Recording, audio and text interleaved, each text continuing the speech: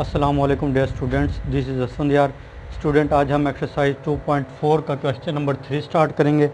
Question number 3 में कहा गया कि find D Y upon D X. Given equation, हमें गिवन फंक्शन दिया हुआ है। ये पैरामीट्रिक फंक्शन है क्योंकि इसमें थर्ड वेरिएबल इन्वॉल्व हो रहा है। ऐसा फंक्शन जिसमें कोई थर्ड वेरिएबल इन्वॉल्व हो रहा हो वो हमारा कहलाता है पैरामीट्रिक फंक्शन। अब हमने इसमें D Y upon D X को फाइंड करना है। हमारे पास गिवन है x equal to theta plus 1 upon theta. हम लिख सकते हैं x equal to theta plus theta को ऊपर लेके जाएंगे, न्यूमिनेटर में शिफ्ट करेंगे तो थीटा की पावर -1 हो जाएगी। अब हमने x का डेरिवेटिव थीटा के रिस्पेक्ट में लेना है, D x upon D theta. दोनों साइडों पे हमने डेरिवेटिव अप्लाई किया with respect to theta, theta plus theta की पावर -1। अब डेरिवेटिव लीनियर ऑपरेटर है, सब पे सेपरेट अप्लाई हो जाता है। अब हम इस पे सेपरेट अप्लाई करेंगे, theta plus D upon D theta, theta की power -1, D theta upon D theta. Theta का डेरिवेटिव थीटा के रिस्पेक्ट में 1 के इक्वल बनेगा, प्लस थीटा की पावर दी हुई है -1, तो पावर जो है वो हमारे पास शुरू में आ जाएगी। उसके बाद पावर में से 1 माइनस करेंगे, 1 माइनस किया तो थीटा की पावर हो गया -2।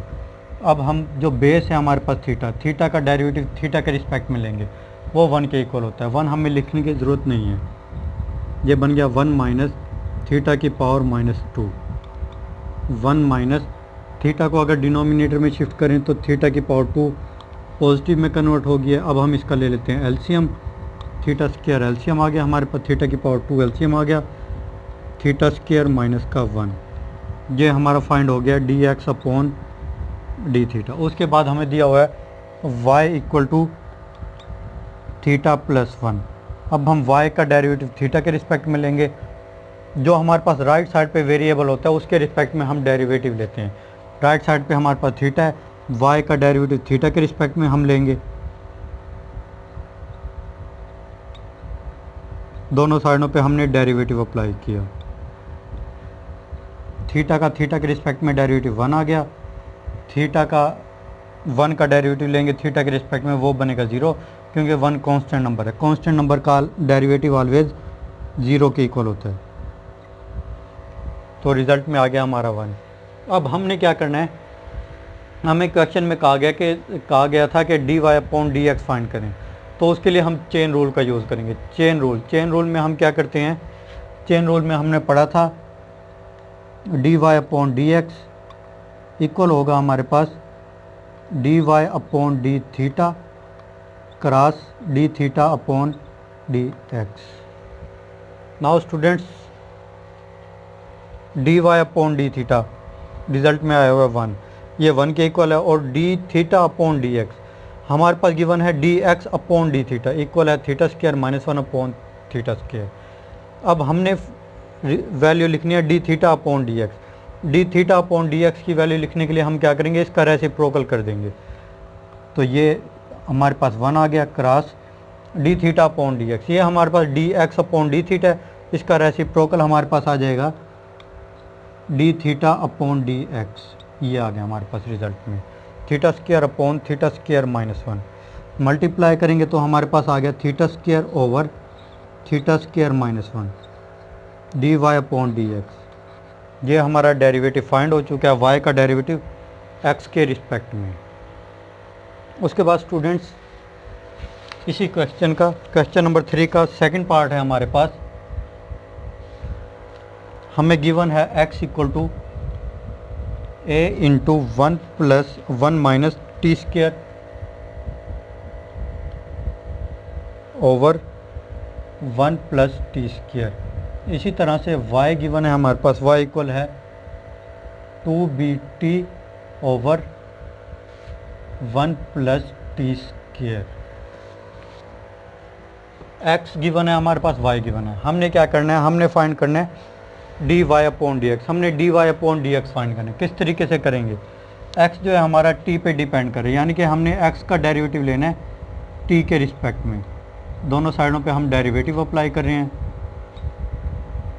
a into 1 minus T square over 1 plus T square.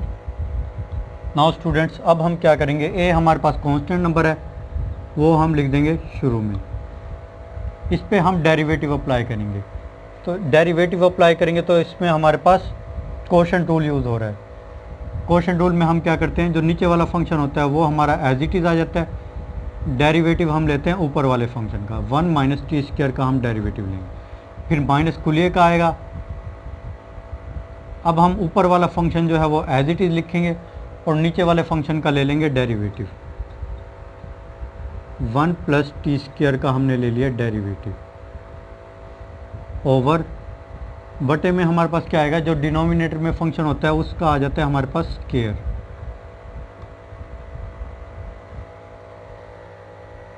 Now d x over d t equal हो गया हमारे पास a into 1 plus T square.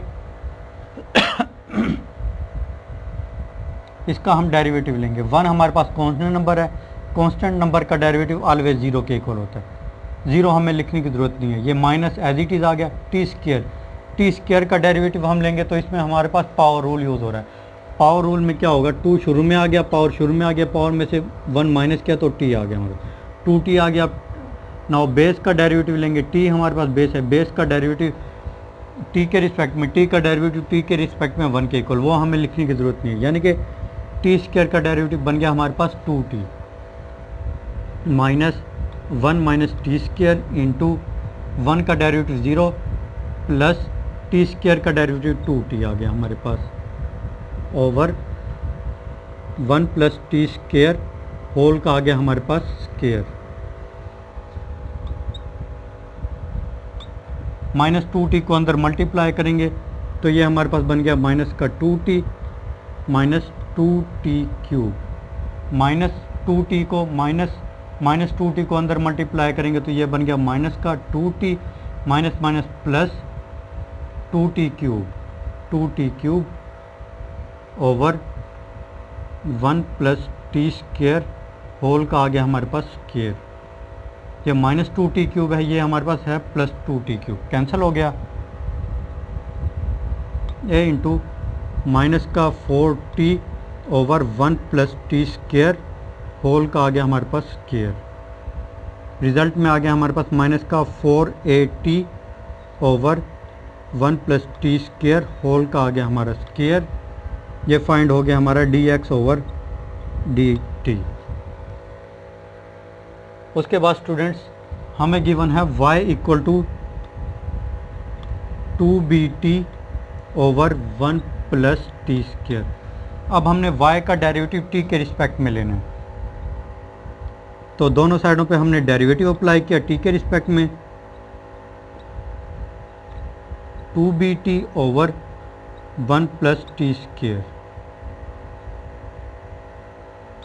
Now 2bt हमारे पास कांस्टेंट है, वो आ गया हमारे पास शुरू में। उसके बाद t over 1 plus T square, इस पे हम अप्लाई करेंगे डेरिवेटिव। तो हम क्या करते हैं, क्वोशंट रूल यूज़ हो रहा है। क्वोशंट रूल में हम क्या करते हैं, नीचे वाले फंक्शन को हम एज इट इज़ लिख देते हैं, डेरिवेटिव हम ले लेते हैं ऊपर वाले फंक्शन का जो कि हमारे पास है t, फिर माइनस कुलिए का आ गया, ऊपर वाला फंक्शन एज इट इज़ आ गया, डेरिवेटिव हमने ले लिया नीचे वाले फंक्शन का, ओवर नीचे वाले फंक्शन का आ गया हमारे पास स्क्वायर।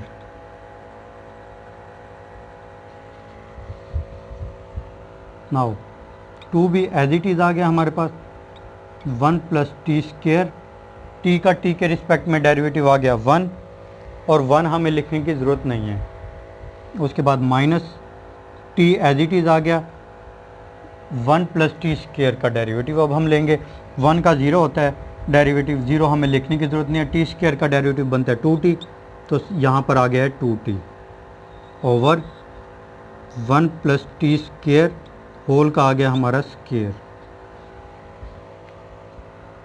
नाउ 2 भी एज इट इज़ आ गया, ये बन गया हमारे पास 1 plus T square, minus T को अंदर मल्टीप्लाई किया तो माइनस का 2t स्क्वायर हो गया over 1 plus T square whole का आ गया हमारे पास square. D Y upon d t आ गया हमारे पास।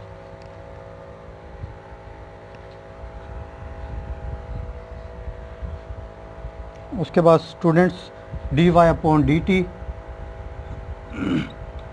इक्वल हो गया हमारे पास 2b into 1 minus T square 1 minus T square over 1 plus T square whole का square 1 plus T square whole का आ गया हमारे पास स्क्र। ये आ गया हमारा dy अपॉन dt। अब हमने क्या करना है, क्वेश्चन में हमें कहा गया था कि dy अपॉन dx फाइंड करें। dy अपॉन dx फाइंड करने के लिए हम क्या करते हैं, चेन रूल का यूज़ करेंगे। dy अपॉन dx इक्वल होगा हमारे पास dy upon dt cross dt over dx। dy upon dt हमारे पास इक्वल है 2b into 1 minus T square over 1 plus T square whole का स्क्र। dt अपॉन dx हमारे पास गिवन है dx अपॉन dt। हमने फाइंड करना है dt अपॉन dx, तो हम इसका रेसिप्रोकल करेंगे तो वो बन जाएगा dt अपॉन dx। तो इसका रेसिप्रोकल किया तो हमारे पास आ गया 1 प्लस टी स्क्र होल का square over minus 4at। Now 1 plus T square whole का स्क्र ये कैंसिल हो गया आपस में, उसके बाद ये कैंसिल हुआ 2 से, ये 4 कैंसिल हुआ 2 आ गया हमारे पास। तो रिज़ल्ट में आ गया हमारे पास minus b over 2at into 1 minus T square over, बल्कि इसको यूँ लिखते हैं हम b ओवर माइनस का 2a